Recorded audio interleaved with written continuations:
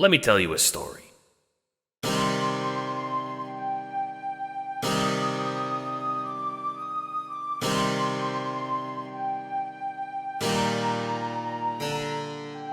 Once upon a time, there were these two kingdoms, floating in the depths of space, hidden away in a pocket of a dimension. Prospect, home to the white shells, the kingdom of happiness and tolerance and probably communism or something. And Durst, home of the black shells, the one that was actually tolerable to be on. These kingdoms, though similar, were home to carapaceans, beings with shelled skin and wise brains who made clones deep within the laboratories of the meteors that encircled their universe. And in the middle, glowing in the center of their world, around which everything spun, was the thing both kingdoms desired. A planet named Skya. A planet checkered with white and black squares, upon which were verdant green fields, fertile soil, and abundant stones with which to till the crops.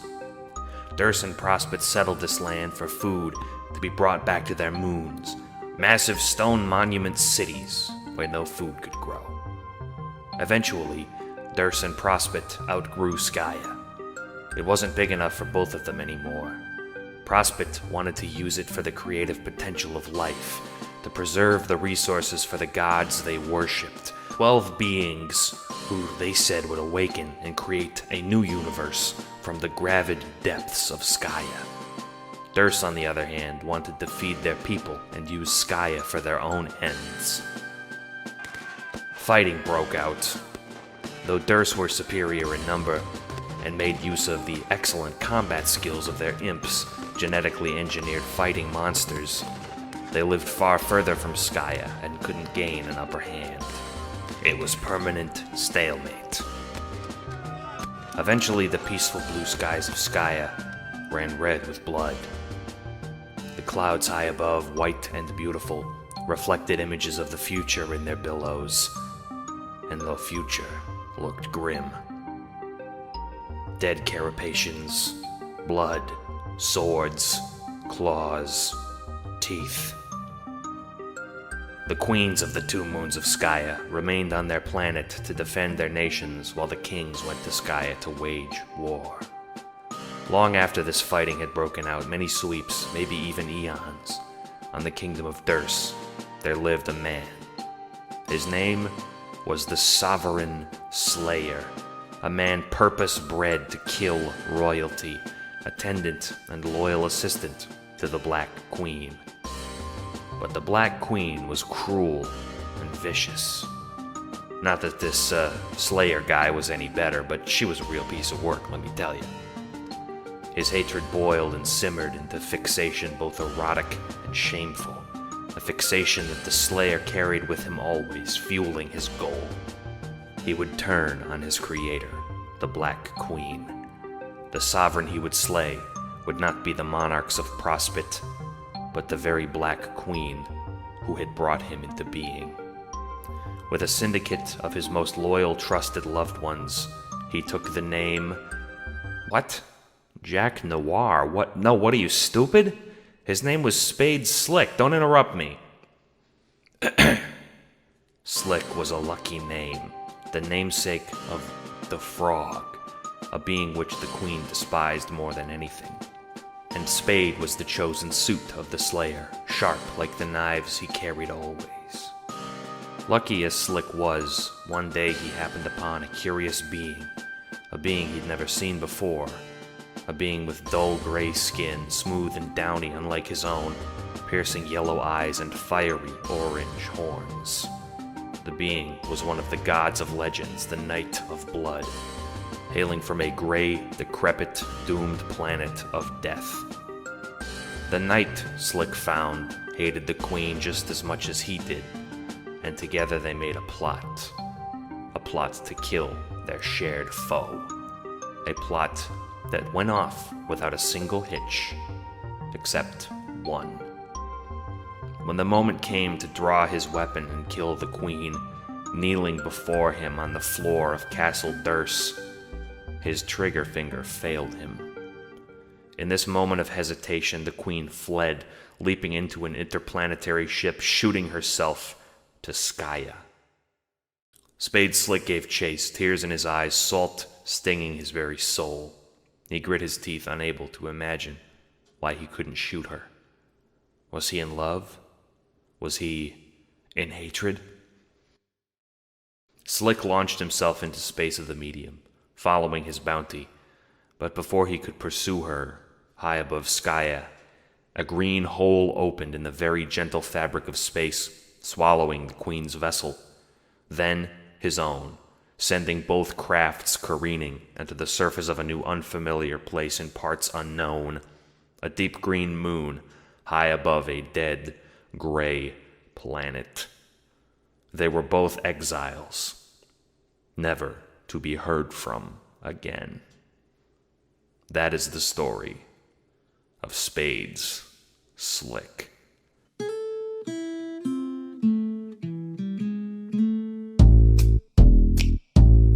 Some people say a man is made out of slime. A poor man's potentially turns to crime. Slime and blood and carapace, a will of steel and a gun that don't miss. Mix 16 stiffs, what do you earn? Your eye gouged out and hatred that burns. Lord English, don't you call me, 'cause I won't go back. I owe my heart to the queen who is black.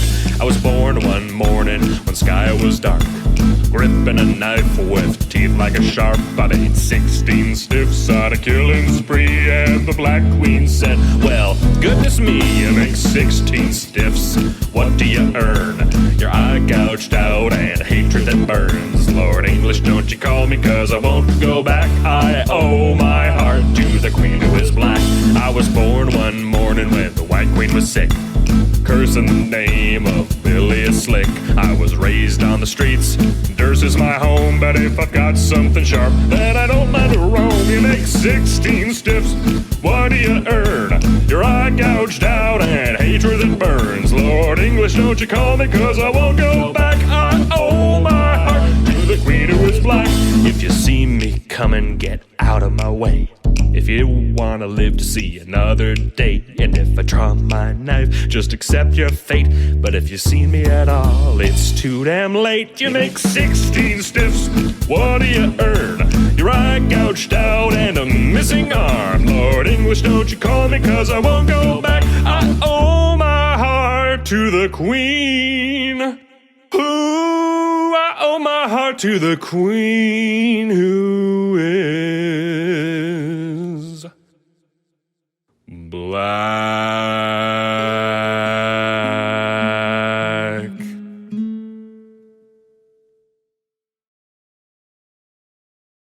Good morning. I feel it is time to introduce myself. My name is Dr. Scratch.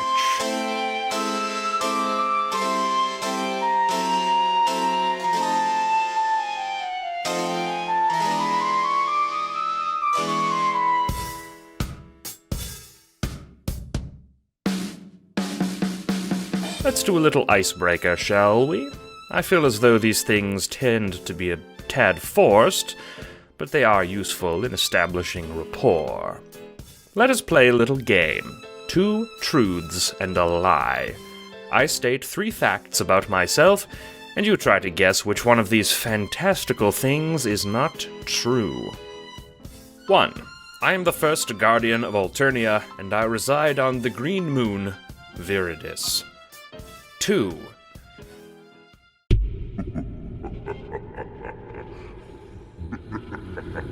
I'm as bad as they say I am. 3. I have a cue ball for a head. If you guessed number 2, give yourself a much-earned pat on the back. You were right. If you guessed 1 or 3, feel a mild sense of disappointment instead.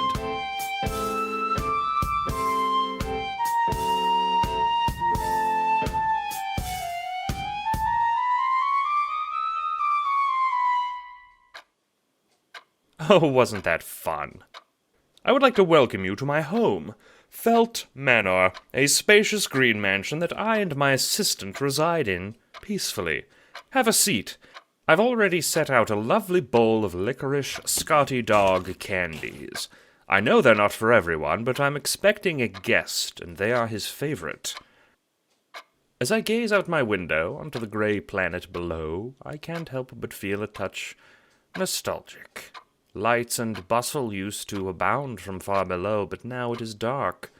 As a first guardian, I cannot help but be somewhat forlorn. The job of a first guardian is important, but often tragic. What is a first guardian, you may ask? You've already met one in actuality. Jade's lovable nuclear pooch, Becquerel. What a lovely animal. Like him, I am endowed with brimming nuclear energy, near immortality, and near omniscience. I say near because these things only apply to the life of the universe I was born into. For now, at least. Oh, I apologize. I just thought of something funny. When a universe is born, and they are born, you see, one of the first things to come into existence is the first guardian, a sort of a failsafe, a being that is capable of fighting off anything that threatens the universe's life. First guardians traditionally are created by those who created their universe. For instance, the creators of the humans universe thought an alabaster white dog would guard it fiercely, as their own guardians were white creatures. More on this later. You should think of it thusly. We first guardians were made through the deepest wish of they who created the universe we preside over. Every time a universe is made, a wish is granted, a subconscious wish. This may sound whimsical, but, as the saying goes, be careful what you wish for. The humans' universe was made on a wish to protect their world with a dumb animal. And see where it got them? Now a demon is on the loose. What fun! But I wonder, what could have made Beck jump in the way of Jade that fateful day? Worth thinking on. Was it a random act, or was there someone pulling the strings? I'm sure it's not the kind of detail worth worrying over. Are you enjoying the story so far? I do love stories. I've said as much before now as your humble narrator, so I won't belabor the point any longer. I merely wished to bring you here for a moment in order to... I apologize, dear listener. Excuse me for just a moment. This is that guest I mentioned earlier. You are no longer the listener to an online audio drama. Your name is Spades Slick. You rap on the door to the Felt Manor impatiently, looking around furtively. When the door opens, you're greeted by an unfamiliar face, or more accurately, an unfamiliar lack of face. What you see is a man, about 4 feet tall, made of felt like a puppet with a cue ball for a head, its surface reflecting a blurry simulacrum of your bewildered black mug. "Slick," says a voice from within the white orb. You don't respond, gawking. You're not sure to make eye contact, so your eyes scan the surface, ineffectual. "Slick," the man repeats, crossing his arms. You're taller than he is, but he still radiates a paternal aura, catching you off guard. "The one and only," you growl. "You're Scratch, ain't you?" The doctor unfolds his arms, his fingers tenting. "This guy gives you the creeps." "I am," he says calmly. "It's good to meet you in person, Slick. How was your, flight?" You walk inside with the doctor, making a beeline to the bowl of Scotty dogs on the table, shoveling them into the pockets of your pinstripe suit. "Help yourself," Scratch says, as if you stealing his candy was his plan all along. You shrug and continue your pilfering. "The job went south," you say, finally turning your attention back on your host. "Did it now?" Scratch speaks calmly. You've been working for him for a long time, but you never actually met him in person, getting your orders from letters and clandestine messengers. Seeing him now, you're not impressed. "I helped the brat like you asked," you say. "The kid with the red blood." Scratch nods and you continue. He told me to kill the Black Queen, so I teamed up with some bozo from his team of the gray-skinned creeps to do it. I see, Scratch says, hands folding behind his back. and judging from your tone, I assume that did not come to pass. No, you say, wincing. In fact, when I flew the coop, you growl. She came with me. To your surprise, Doc Scratch sighs with relief. Ah, good, he says. That will be all, Slick. You blink, a little dumbfounded. You put your hands on your hips, on the pockets bulging with licorice treats. No, I stuck my neck out for you, and now I'm a fucking exile. We agreed on payment. Ultimate power, me taking over the Insiposphere, any of this ringing a bell? Doc Scratch laughs. It's a mild laugh, like an acquaintance told him a polite joke. That is what we agreed on, isn't it? Scratch holds up his hands in an exaggerated shrug. But now you're an exile. There's no way for you to get back to the Insiposphere, let alone take it over. Next time, get your contracts in writing.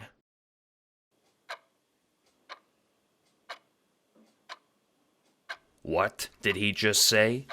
That's it? You did a big job for this no-faced freak. Not that you had much choice in the matter, but even so, no one welches Spade Slick. You see red. You leap across the room, grabbing the smug fuck by his bow tie, glaring at his featureless bald head. You think you're a fucking bust-up, don't you? Well, I got ways of making Welchers pay their dues, motherfucker. I'm sure you do, says Scratch, calm as ever. But those tactics won't work on me. Scratch shoves you off with surprising strength, shedding his jacket, folding it neatly over a chair. You draw your switchblade. He puts up his dukes.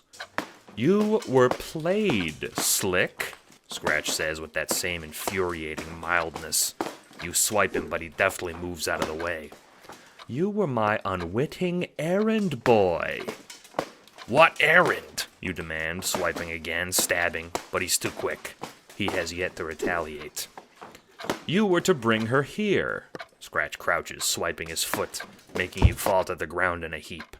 He stands over you. The Black Queen. I have a business offer for her. You were just the means with which I chose to transport her. You pant. You haven't tired yourself out yet. The panting is from anger. You stumble to your feet, your blade discarded in the kerfuffle. No one fucks with Spades Slick. I'm the one and only Sovereign Slayer, you cry, darting at the cue ball-headed man. He steps aside and you topple over a clock behind him, causing it to gong out like it just hit the hour of 1. I'm afraid, sir, Scratch says. They do. He heaves you out of the broken clock by the collar and drags you to the door, giving you a humiliating bum's rush onto the pavement outdoors. He dusts off his hand on the green-tinted door. Goodbye forever, you miserable wretch. And for the record, you're not the only Sovereign Slayer. Tell BQ to go fuck herself, you cry as the door slams. You spit blood onto the ground, slinking away. Doc might be a better brawler than you gave him credit for, but you have an ace up your sleeve. You growl in irritation. You used to be somebody. A Sovereign Slayer, a master of manipulation, an assassin. Now, you're a loser, an exile, played by a puppet master. But, you know what they say, it ain't over till the gasoline is lit. And the Felt Manor is gonna be going up in fucking smoke. You are no longer Spade Slick. You are now Homestuck Alternate Universe's listener. Hello again. My apologies. I had to deal with an old acquaintance. My moon has been getting visitors lately. I'm preparing for something of a ceremony, you see. Everything has to be in place just so, and a man like that is liable to cause unneeded commotion. You might remember Slick's face, as a matter of fact. He looks an awful like that Jack Noir fellow, don't you agree? You wouldn't be wrong in thinking that. Jack and Slick are two sides to the same coin, you see. They hail from two different versions of the game you know as Spurb.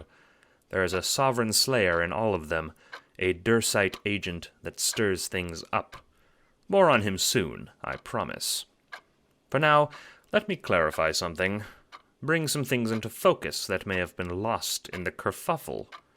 You have been following the exploits of 4 kids playing a game together.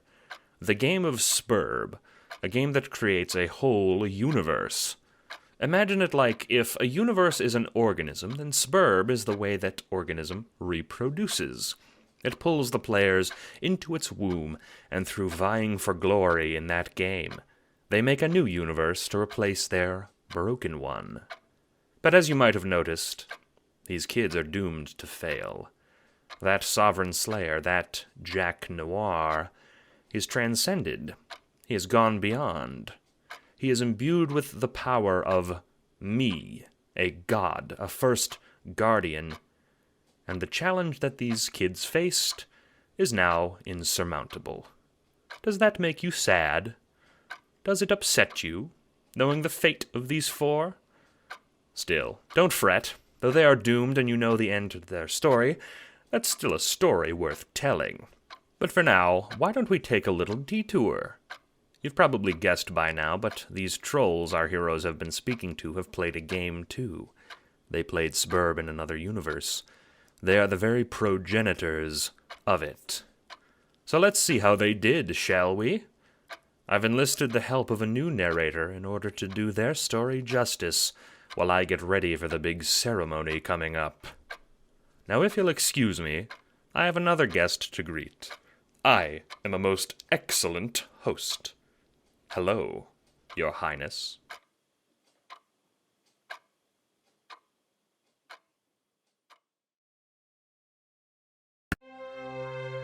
Have you ever been hunted, John? No. Also, it's June now.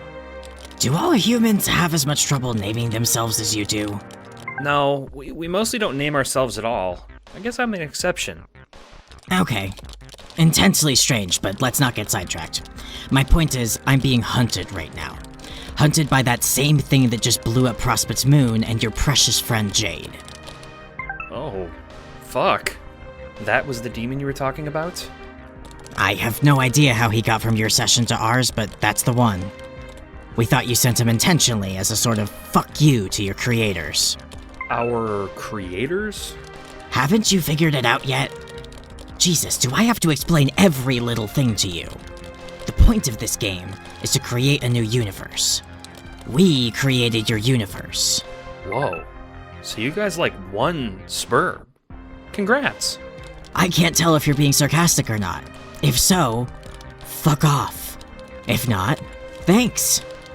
Either way, we did win the game. Though we called it Scrub because it's a vastly superior name in every way.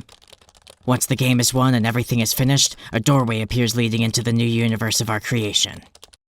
We should have ruled over you all like gods, but instead, something came through the door. From your side. The dog-bird guy. Right. After a session ends, it starts to decay. Our lands fall apart. Our meteors all impact the empty Skya. It's not supposed to be occupied. We're stuck outside your universe. From our perspective, it's only been a few days since the demon showed up. Since then, he's been really fucking things up for us. He destroyed Prospect, and we're pretty sure he's on his way to Durs. We need to get into your universe before our game collapses. Or the demon comes and kills us all. You know, whichever horrible inevitability comes first. Wow. That's a lot to drop on me, Carcat. But yes, of course I will help you. Wow. Okay, that was a lot easier than I assumed. I guess humans are just sort of naturally agreeable? Or maybe you have some special mental deficiency that prevents rational thought. Either way, June, thank you. But it's no longer that simple. Your universe is basically fucked. It's starting to look like we need a different plan. Yeah, I was gonna say, things are pretty bad here. It sounds like you guys are somewhere in the near future from where the demon guy escapes. but he's still running around here with us, somehow. So you guys are from the future? The future and a different dimension? The future and a different dimension where you can see how messed up everything gets. Yeah, your session and your universe are both fucked. But there's a way to fix it. There is? Yeah, but there's no time to explain. Plus, no offense, June, but I really doubt you'd be able to comprehend the full breadth of this plan. Hey! Ugh, let me put this in a more sentimental, human way. You'll need to come together and use the power of friendship to overcome these odds. That does sound way better. Simpleton. Your name is Karkat Vantis. Presently, you're on a meteor, cooped up with your 12 friends, hiding from a demon. Things are pretty bleak, but it could be worse. Actually, no, they could not be worse. This is categorically the worst. The 12 friends, as you call them, are actually mentally unwell young adults who all have diverse reasons to despise one another, all trapped within a featureless gray mass of arcane tunnels and laboratories, the last vestiges of a once noble galaxy-spanning race, reduced to squeak beasts crawling around this place without purpose. Actually, there is one way this could be worse. That is if the demon you were all hiding from actually came down to finally kill you. That one saving grace is keeping your blood from boiling, possibly literally. To be fair as well, the 12 of your peers who you're trapped with aren't your only company. Not that the humans are much better. When you first arrived on this meteor, you'd devoted yourself to ridiculing and mocking the humans for dooming you all. But over the past days, you've come to realize the humans aren't your enemies, but they represent a spark of hope. Hope that you can escape this terrible fate. You sigh, growling deep in your chest. It's time you stop commiserating like a depressed wiggler and do something about this shitty situation. A situation, if you will. Solix. You call over to your best friend.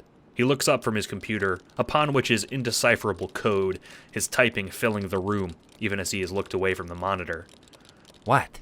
He asks offhandedly. He won't tell you what he's typing away doing. His usual cagey self. It's time. You say solemnly. Solix's glasses catch the light, one frame red, the other blue. He nods, turning back to his work. The Meteor's lab complex is massive. It was used by Durst before your reckoning to synthesize new soldiers, peppered with immense vats of ecto-slime and half-formed imps and ogres.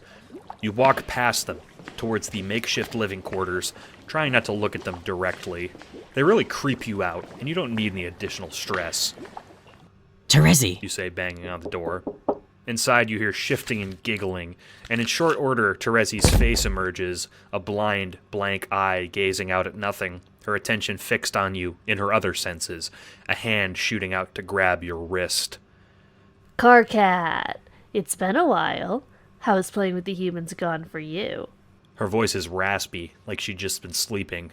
Sleeping hasn't been easy for you all lately. exceptional. You say, businesslike. I was able to open communique with June, the most reasonable one. She's going to help us with our plan. Plan? Terezi squints, head shifting back and forth. Oh, right. You're still on about that?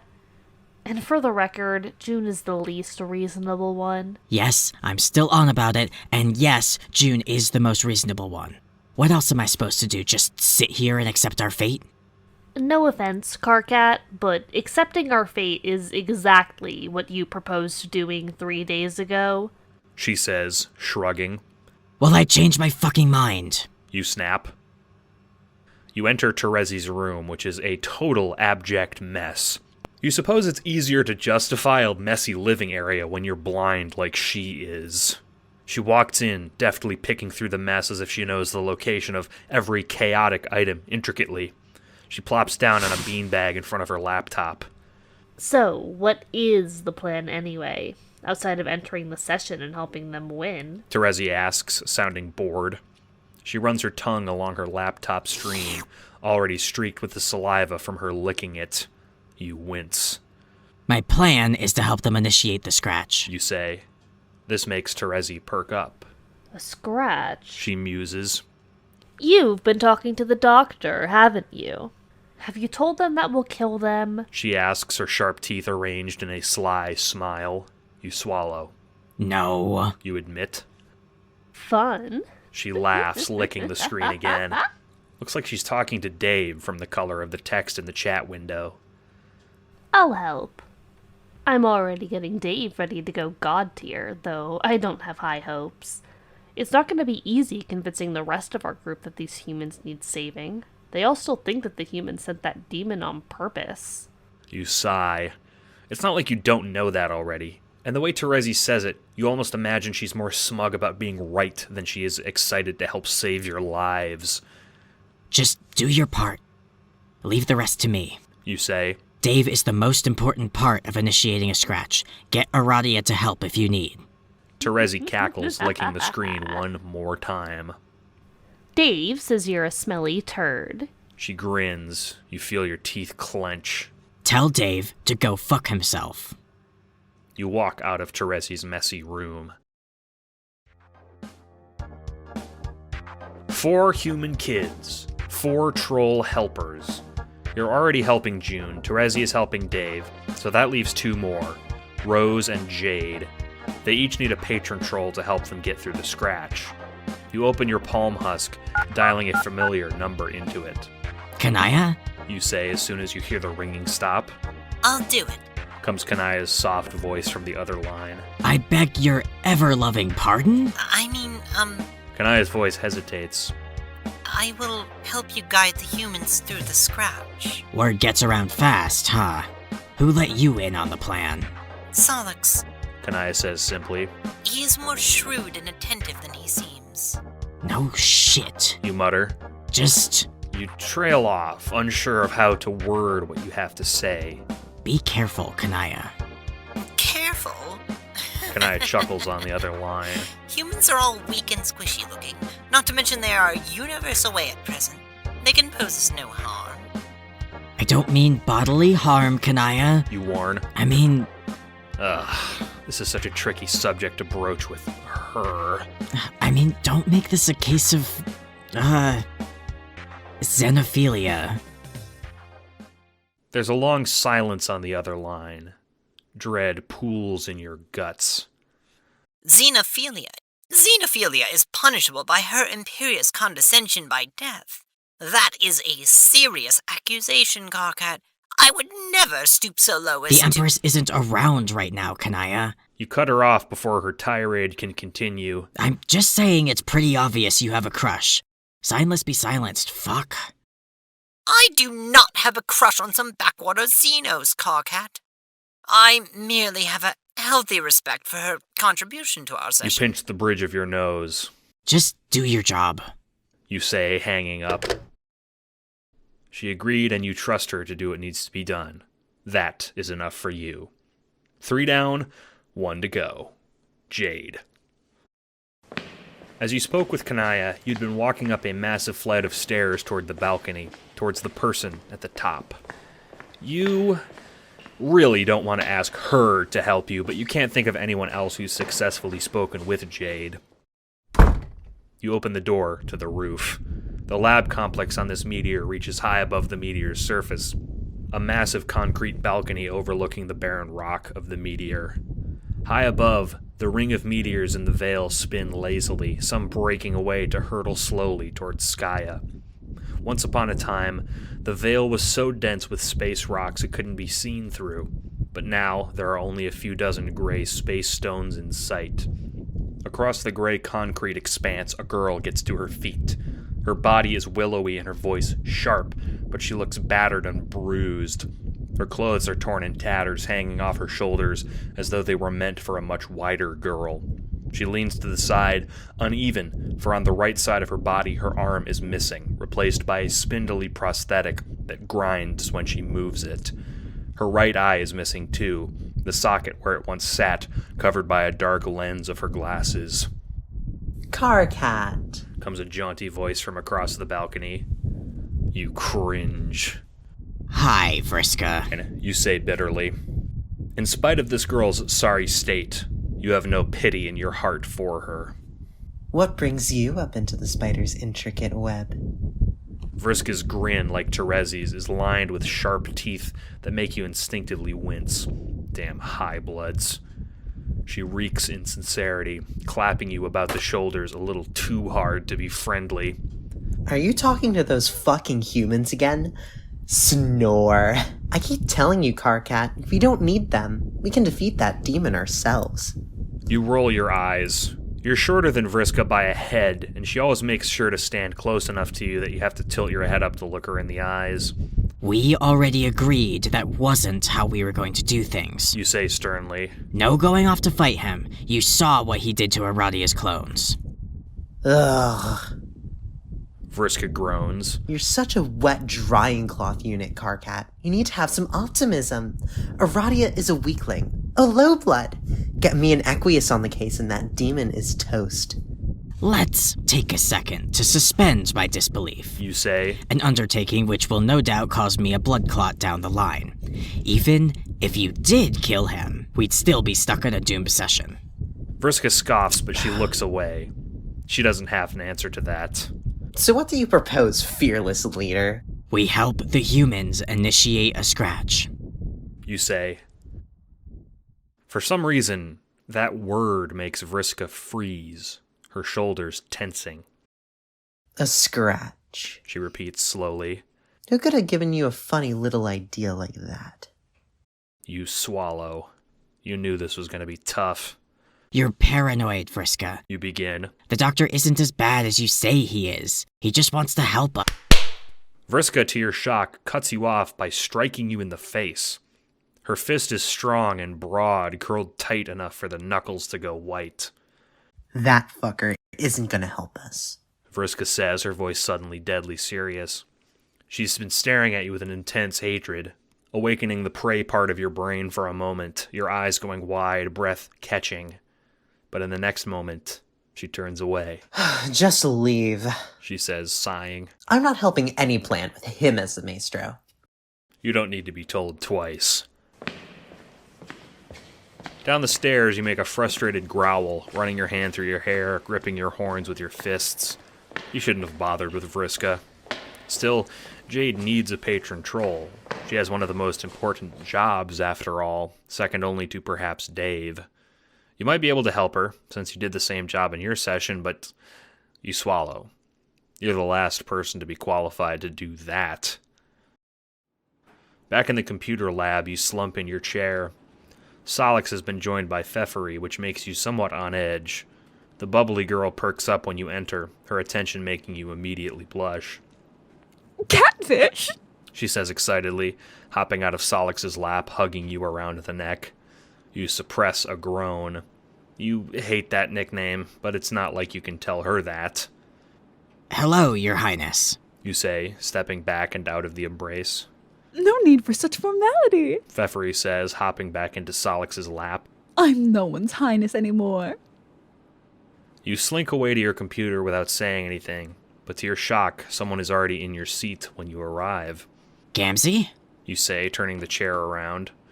A bewildered, skinny face covered in monochrome clown makeup looks up at you. A smile slowly forms on his lips. K-Man, He says in his raspy drawl. You smile.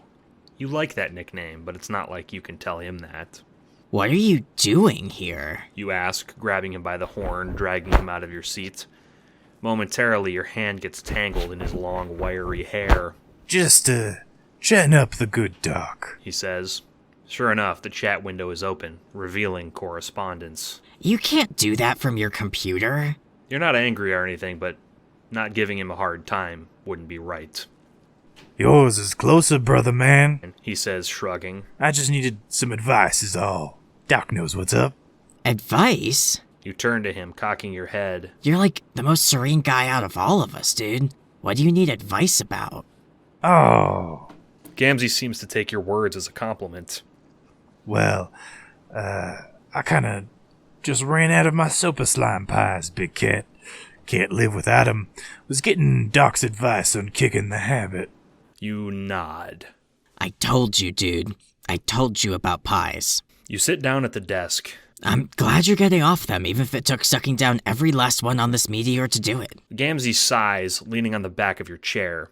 He seems more tired than usual, his eyes growing bloodshot, tinged more red than their usual pale yellow. His grip is tighter than usual, too. I know, man. He sighs. I know it was fucking up my brainium, but I can't help it. Keeps my mind quiet. You pat Gamzee on the cheek, and he stands, making a growly sigh. You hope he'll be okay. As he leaves, you watch to make sure he exits, before checking what he'd written to the doctor. Yo, Doc, my guy. I need some assistance. From your quirk, I assume this is not Mr. Vantis, but in fact Mr. Makara. You're smart as hell. Though I guess not many people would go for a quirk like mine. Hard as hell to type in, you know? Indeed. Extrapolating this information was easy. Not that I needed to, I am omniscient after all.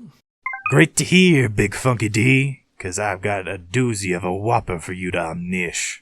Oh, do tell, my good man. I'm out of pies. You told me to get with you when that happened, so, here I'm is. Indeed. This was inevitable. Your recovery will not be easy, Gamzee. You will be experiencing rather unpleasant withdrawals soon. I would suggest locking yourself in your room with a steady supply of water and food for at least a day. I can already feel the buzz in my head.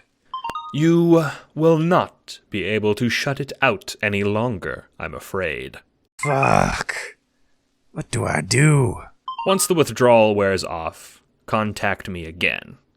I know of the prophet who will bring you to salvation. You can only quiet the buzzing once you are on your path. My path, huh?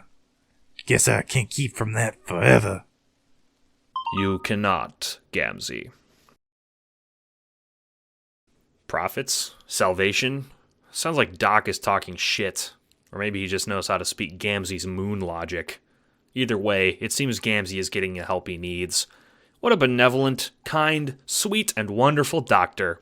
Truly a magnificent man. Vriska's words about this man clearly cannot be trusted. To your surprise, you see another message appear in the chain. Carcat, it is rude to spy on others' conversations. Sorry. I just want to make sure he's okay. You really care for him, don't you? How sweet. He's a good guy, no matter what everyone else says. You don't need to extol his virtues to me, Mr. Vantis. Now, how goes your search for assistance in your new goal? Decent? I've got a patron for 3 of the humans, like you said, but I still haven't found one for Jade. On the contrary, you will be Jade's patron. Is that not obvious? You're both bound by the way of the frog. Ugh, the fucking frogs. Indeed. Literally. I guess in that case I need a patron for June, even though I still need to explain shit to her. Quite. John is instrumental, if not in his session, in the grand scheme of this intricate play. Isn't it June?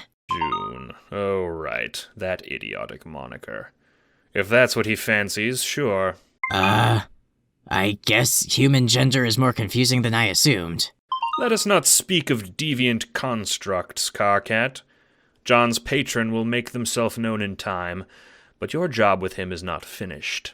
He still has questions, and you have a very important story to tell. Sure enough, a message appears from John, or June, or whatever. The blue human who, against all odds, doesn't hate your guts. Hey, Carcat, what's your home like? The question makes you pause. Home. It's been so long since you've thought about it. You're going to have to answer carefully with intense, well-reasoned, even-handed analysis of your home planet.